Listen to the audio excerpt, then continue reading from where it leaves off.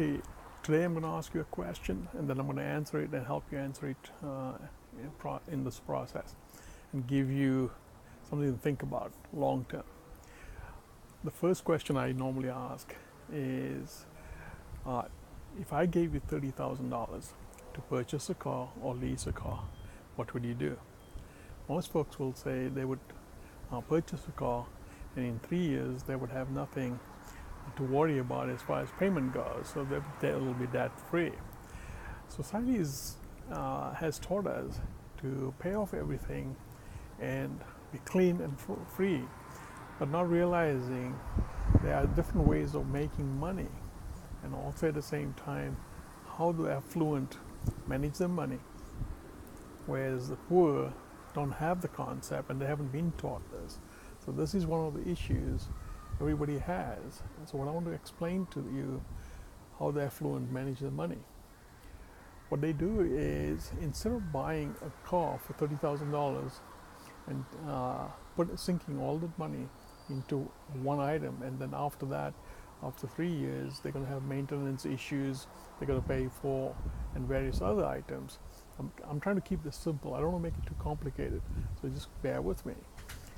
With that said, people don't seem to figure out that they can actually apply on a lease basis over 9 years instead of a 3 year. The vehicle in 9 years will be obsolete and will have high miles, or the person would have to manage it for 9 years with the expenses of maintaining. Whereas on the lease side, if you do it for every 3 years and return the car, your cost would be only $10,000 approximately, depending on which cars you buy.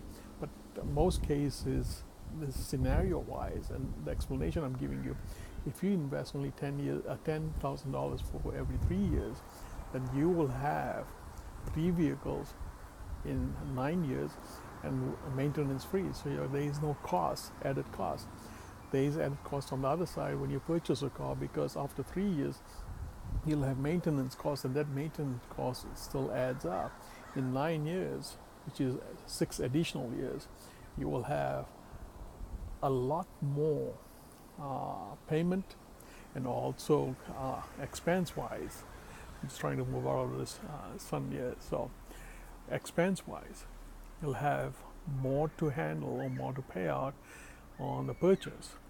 So what the affluent mainly do, and this is how they manage it, they lease a vehicle for first 3 years. The $20,000 they'll reinvest it somewhere else, make more money out of it, and then after 3 years return the vehicle, buy a new one or lease a new one, and then lease it for another 3 more years, having another $10,000 now to reinvest for the next 3 years.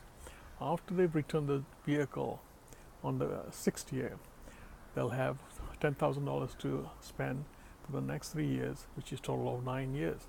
In the 9 years, they not only have they invested the money, but also at the same time at 3 different vehicles.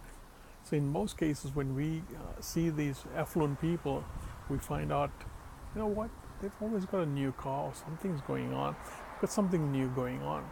And they don't tell you how or what they're doing. They just say, yeah, I just got a new car. And they are happy to say that because they feel they are not obligated to tell us the secrets. So the secret is simple. Leasing a vehicle is better than buying a vehicle, because in the long run, you tend to win. And the affluent basically manage their money this way. Now when it comes to real estate, that's another little secret they have that I'm going to tell you in the next round, what they do and how they do it. And it's a little lengthy program, but I'm going to continue this as time goes on to explain how people, especially the affluent, manage their money and work with real estate and how they make money in real estate. There's a lot of people out there that have made phenomenal portfolios for themselves, and basically that is done through real estate. And real estate is basically one of the strongest leading factor in any economy, especially the United States. I'm not talking about the rest of the world. The rest of the world is something else. In the United States, it's very strong. And for the last over 100 years, property values have always increased. Look at your parents, look at everybody else in the past that have bought homes and have either sat on it or purchased it in the 60s and 70s. They'll tell you today's value is over $750,000 in certain areas, and they're making a lot of equity on it. So we'll talk about that later. In the meantime, have a nice day. Bye.